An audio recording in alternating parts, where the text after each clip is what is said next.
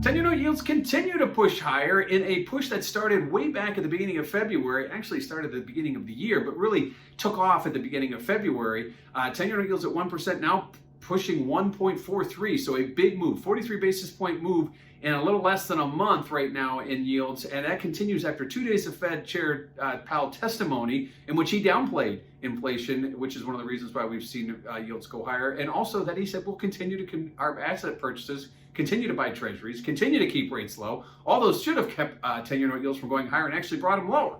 But it didn't. Market obviously playing a little tug of war here with the Fed. The Fed does see an expanded economy coming, higher GDP numbers, so does the Fed, but the market is a little more concerned about inflation. We're seeing that not only in higher yields, but in steeper yield curves, which are evident between, if you look at 2s, 10s, or 5s, 30s, either one, both are suggesting that inflation is going to be a concern despite the fact that the Fed chair is downplaying that.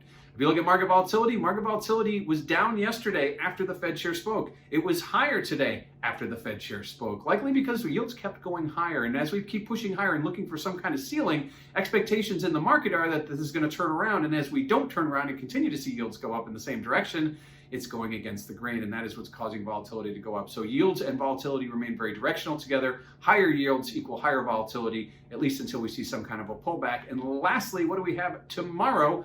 Well, we've got claims coming out, and obviously the claims number is a very closely watched number. It has been since the beginning of the pandemic. We saw last week's number come in around 865 new filings. This week it's expected about 825. That's a good thing. But the fact that we're still marking at 4 times the rate we were prior to the pandemic, that's a bad thing. So we need to see those claims numbers continue to come down.